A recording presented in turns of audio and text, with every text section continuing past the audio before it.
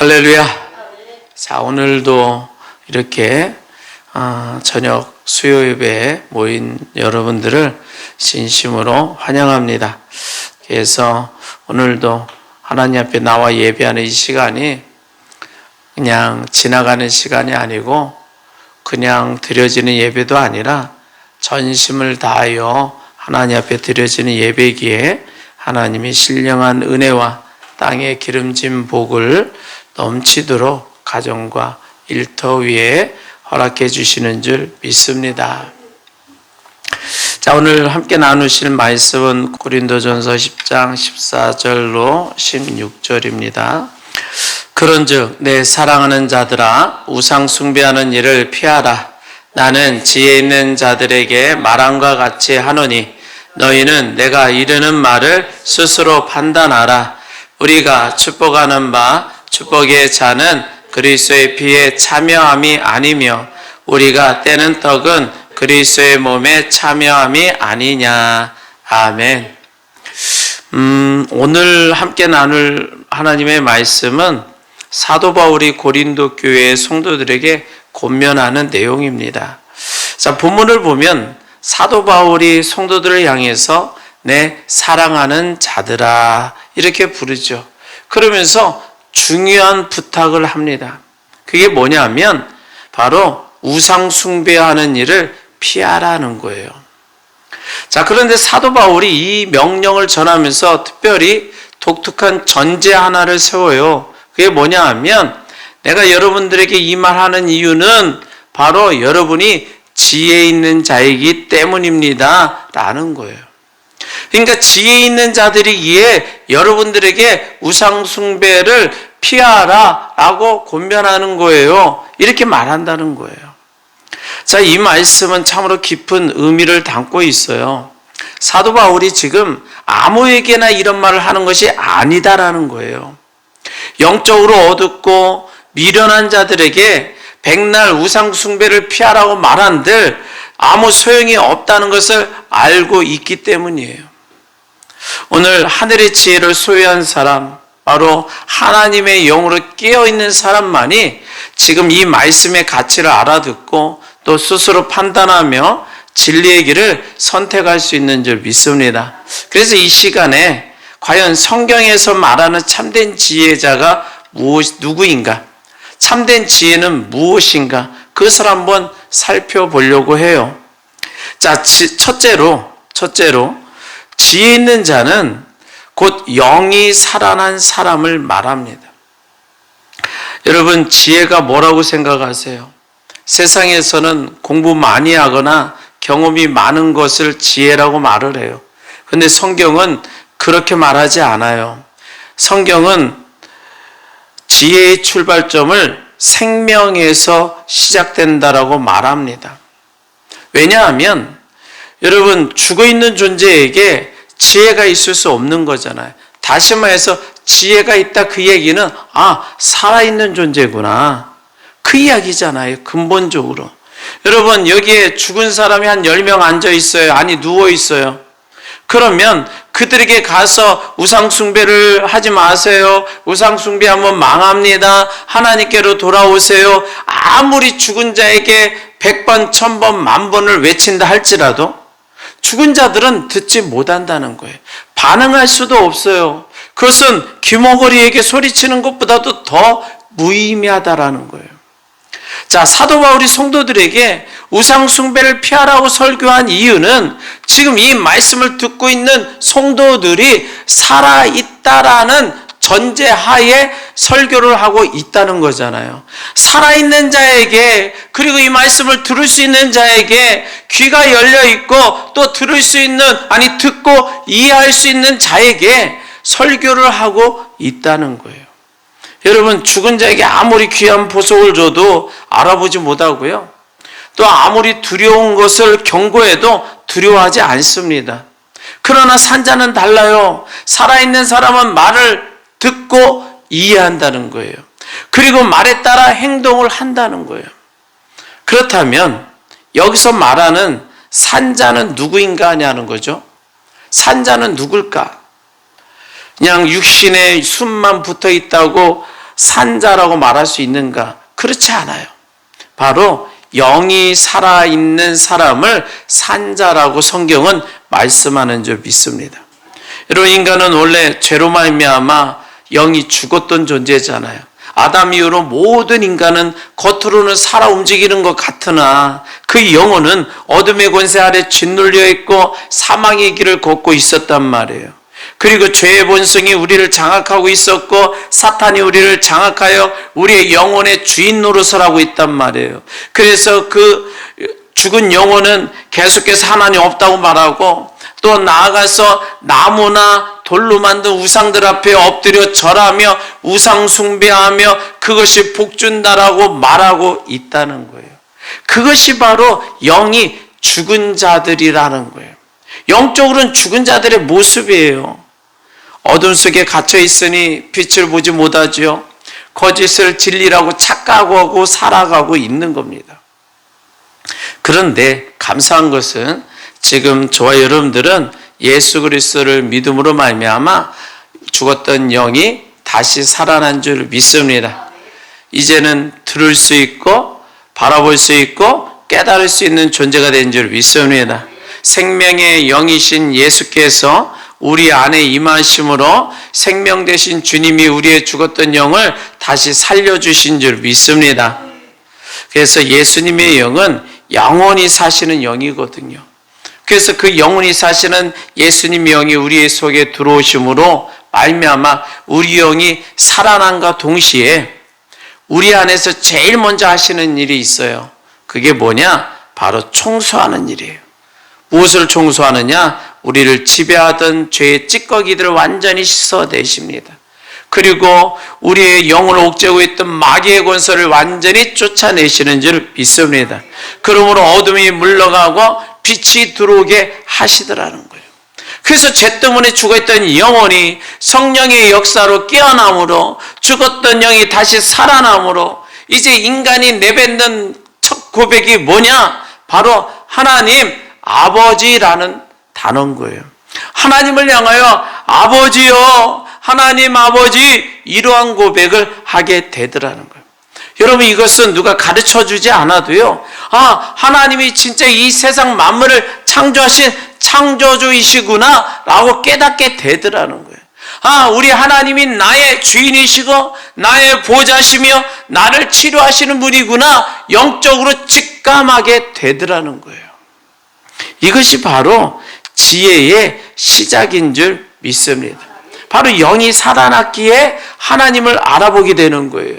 영이 살아났기에 진리의 말씀을 들으면 가슴이 막 뛰고 아멘으로 응답하게 되는 줄 믿습니다. 그러나 반면에 영이 죽은 자는 하나님의 말씀을 아무리 전해도 거부해요. 아니, 오히려 대적하고 핍박합니다. 마귀의 종으로 살아가고 있기 때문에 빛을 싫어하는 거예요. 그러나 여러분들은 다른 줄 믿습니다. 하나님의 말씀을 들을 때 아멘 하는 줄 믿습니다.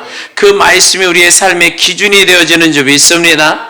우리의 삶에 하나님의 말씀이 기준점이 되어서 생명이신 그 주님, 그 주님의 말씀을 붙잡고 길이요 진리요 생명이신 주님만 바라보고 달려나가는 줄 믿습니다. 바로 사도 바울이 말한 지혜자가 바로 여러분들이라는 거예요. 여러분은 사망의 법에서 해방되었고 성령, 생명의 성령의 법 아래로 들어온 줄 믿습니다. 그래서 이제는 여러분에게 영원한 생명이 있어요. 영원한 생명이 있는 줄 믿습니다. 다시는 죽음의 권세가 여러분을 다스리지 못하는 줄 믿습니다. 이 놀라운 사실을 믿고 감사하며 살아가는 저와 여러분들 되기를 바랍니다. 자, 두 번째로 지혜 있는 자는 스스로 판단할 수 있는 능력을 갖춘 사람이라는 거예요. 자, 15절에 보니까 나는 지혜 있는 자들에게 말함과 같이 하노니 너희는 내가 이르는 말을 스스로 판단하라. 여러분, 너희는 내가 이르는 말을 스스로 판단하라고 사도 바울이 말씀해요. 이 말씀 속에는 하나님이 인간을 얼마나 존귀한 존재로 창조하셨는가가 담겨져 있다는 거예요. 하나님은 우리를 기계나 로봇으로 만들지 않으셨다는 거예요. 컴퓨터처럼 입력한 대로 움직여지는 존재가 아니라는 거예요. 하나님은 우리에게 자유의지를 주셨고 하나님의 형상을 닮은 고유한 인격체로 세워주신 줄 믿습니다. 또는 하나님이 우리를 동물처럼 만드시지도 않으셨어요. 동물은 훈련을 통해서 그 행동을 교정할 수 있거든. 다시 말해서 다른 힘에 의해서 동물은 삶의 행동이 바뀌어질 수 있다는 거예요. 자, 요즘 반려견들이 많잖아요. 그러다 보니까 반려견을 훈련하는 조련사들도 인기가 많지 않습니까? 자, 그런데 가정에서 강아지 한 마리를 키우는데 이 강아지를 온전히 훈련하지 못하는 주인들이 이 강아지는 사랑스러워서 함께하고 싶은데 이 강아지를 잘 다루지를 못하니까 시도 때도 없이 물고 시도 때 없이 방해하고 어려움을 끼칠 때가 많아요. 그래서 잘 훈련된 조련사에게 강아지를 보냅니다. 그랬더니 하루 만에 아니면 이틀 만에 아니 일주일 만에 이 강아지 망나니 같던 강아지가 너무나도 순한 강아지가 되는 거지. 다시 말해서 동물은 훈련사에 의해서 그 행동이 교정될 수 있다라는 거예요. 그러나 저와 여러분들은 그런 존재가 아니라는 거예요. 하나님이 우리를 훈련사가 동물을 조련하듯이 억지로 무엇인가를 시키며 조련하는 분이 아니라는 거예요. 대신 우리에게 분별할 수 있는 지혜를 주시고 판단력을 주신 줄 믿습니다. 여러분, 그래서 참된 지혜자는요, 하나님의 말씀을 들었을 때 그것을 스스로 되새김질하며 자기 것으로 만든다는 거예요. 지금 이 시간에 제가 설교하잖아요. 이 말씀이 여러분의 귀에 들려지고 마음에 들어가는 과정은 강제적으로 입력하는 것이 아니에요. 여러분의 인격과 자유의지를 거쳐서 수납되어지는 것인 줄 믿습니다. 여러분이 말씀이 믿어지고 그 말씀대로 살아야겠다라는 결단이 세워지고 그리고 말씀이 진리의 말씀이라는 판단이 되어질 때에 그 말씀에 순종이 되어지는 줄 믿습니다.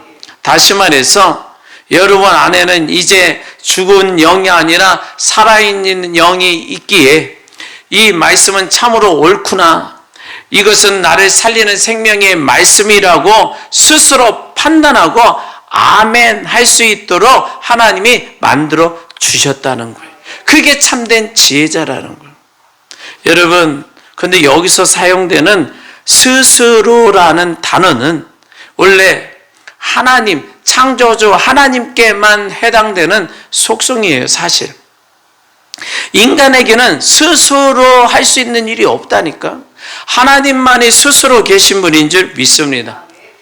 그러나 피조물은 스스로 존재할 수 없어요. 하나님만이 스스로 판단하시고 스스로 창조하시고 스스로 진행하시고 스스로 역사하시는 줄 믿습니다. 그러나 인간은 스스로 행하며 진행해 나갈 수 있는 일이 아무것도 없다는 거예요. 그런데 하나님이 우리에게 그 당신의 성품과 속성을 나누어 주셨다는 거죠. 우리가 스스로 진리와 비진리를 구별하고 옳은 것과 잘못된 것을 판단할 수 있는 신령한 은혜와 능력을 우리에게 부어주신 줄 믿습니다. 이것이 얼마나 엄청난 은혜예요. 이것은 엄청난 사건이고 우리에게 엄청난 권세가 주어진 일인 줄 믿습니다. 여러분, 마귀는요, 우리에게 거짓을 심어주려고 해요. 그러나 지혜 있는 성도는 스스로 그것을 거부할 힘이 있는 줄 믿습니다. 마귀는 우리에게 거짓을 심어주려고 할 때에 우리는 하나님이 주신 판단력으로, 하나님이 주신 지혜로, 하나님이 주신 은혜로 분별하여 그것을 거부하며 하나님 말씀에 순종할 수 있는, 스스로 순종하기로 결정하는 그러한 마음이 주어졌다라는 거예요.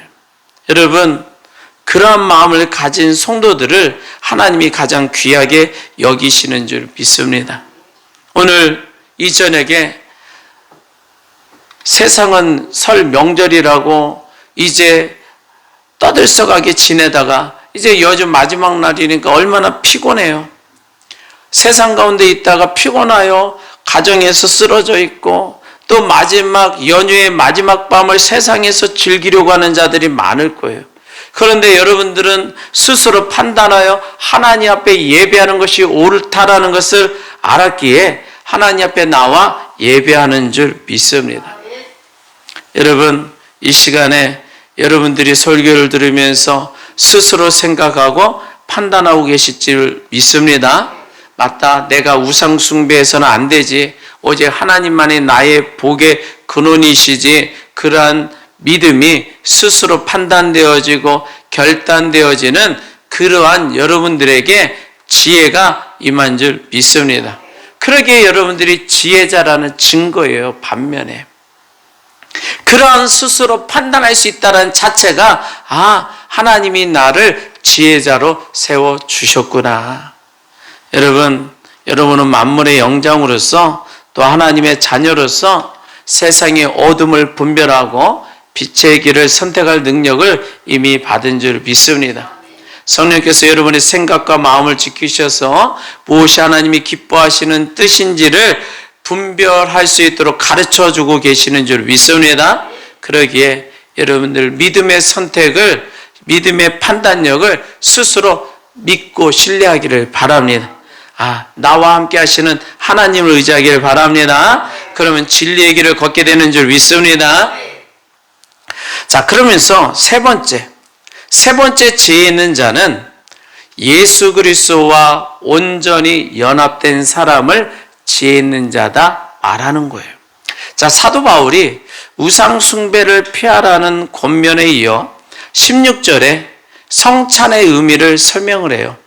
자, 고린도전서 10장 16절 다시 한번 봅니다.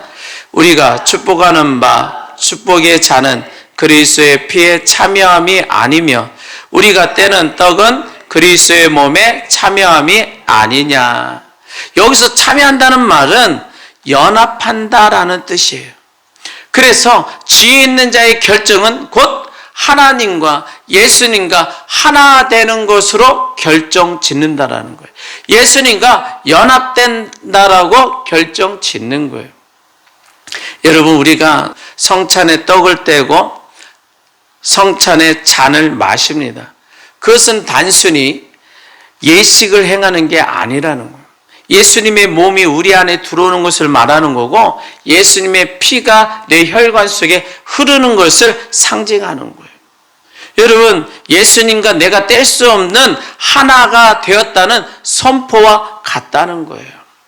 이렇게 예수님과 연합된 사람, 예수님의 지혜가 나의 지혜가 되고 예수님의 생명이 나의 생명이 되는 줄 믿습니다. 그래서 앞에 첫 번째 지혜자는 뭐라고요? 생명 있는 자가 지혜자라고 그랬어요. 다시 말해서 예수 그리스도의 영이 임하심으로 우리의 죽었던 영을 살린 자가 생명 있는 자고 하나님의 지혜를 받는 줄 믿습니다. 곧 예수님과 연합된 자가 하나님의 지혜를 받는 거예요. 자, 생명 있는 자에게 하나님이 지혜도 부어주시지만 생명 있는 자에게 판단력도 주신다는 거잖아요. 하나님이 예수님과 함께한 자, 하나 된 자에게 생명을 주시고 그리고 지혜도 주시고 그리고 판단력도 주셔서 우리가 이 땅을 살아갈 때 하늘의 축복을 누리며 살아가도록 역사해 주시는 줄 믿습니다. 그러기에 지혜 있는 자는 자신이 누구와 연결되어 있는지를 잘 아는 사람인 거예요. 여러분, 세상 사람들은 돈과 연결되어 있잖아요. 권력의 줄과 연결되어 있다니까요. 그것이 지혜라고 생각해. 그게 옳은 길이라고 생각한단 말이에요. 그러나 그것은 썩은 줄을 잡는 미련한 짓인 줄 믿습니다. 여러분, 참된 지혜자는 영원하신 하나님, 생명의 근원이신 예수 그리스도와 연합하는 줄 믿습니다. 여러분들이 이 시간에 예수님과 연합되어 하나님 앞에 찬송과 영광을 누리고 있는 줄 믿습니다. 그러기에 참된 지혜자는 바로 여러분들이라는 거예요. 그리고 예수님과 연합된 자는 가치가 얼마나 높은지, 가치가 달라요. 여러분, 한 사람의 가치가 천하보다 귀한 줄 믿습니다. 성경은 말하잖아요. 한 영혼이 천하보다 귀하다는 거예요. 이거는 결코 과장법을 사용한 것이 아니에요.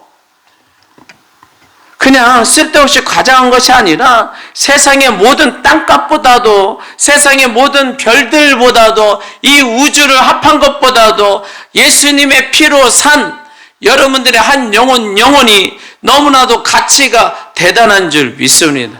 예수님의 피값이라는 거예요.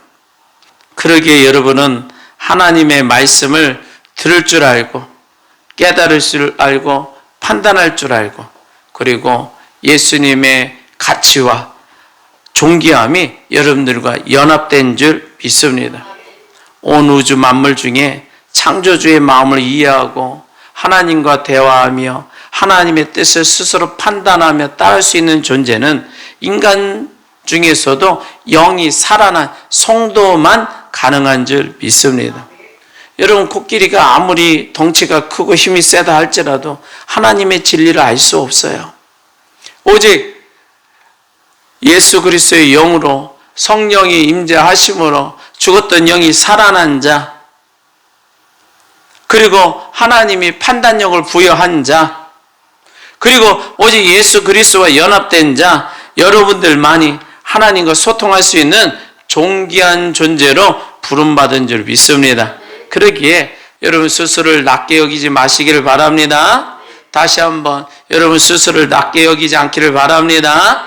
나는 연약하다고, 나는 가진 게 없다고 좌절하고 슬퍼하지 않기를 바랍니다. 여러분들 안에는 예수 그리스도의 영이 함께 하시는 줄 믿습니다. 여러분은 하늘의 비밀을 공유한 하나님의 동역자들인 줄 믿습니다. 예수님의 피값으로 사신 예수님의 피값과 같은 놀라운 가치를 지닌 존재들인 줄 믿습니다. 그래서 하나님이 여러분들을 볼 때에 마치 독생자 우리 주 예수 그리스도를 보시는 듯 존귀하게 여기신다는 거예요. 왜? 예수님의 피값으로 우리를 구원하여 주셨기 때문입니다. 여러분, 삼위 하나님이 서로를 무한히 존귀하게 여기시듯이 하나님의 영을 소유한 여러분 또한 하나님이 그토록 소중하게, 존귀하게, 금과 같이 여겨주시는 줄 믿습니다. 그렇다면 저와 여러분들도 서로를 대할 때, 성도가 성도를 대할 때도 존귀 여겨야 될 줄 믿습니다. 옆에 있는 자가, 성도들이 천하보다 귀한 자들인 줄 믿습니다.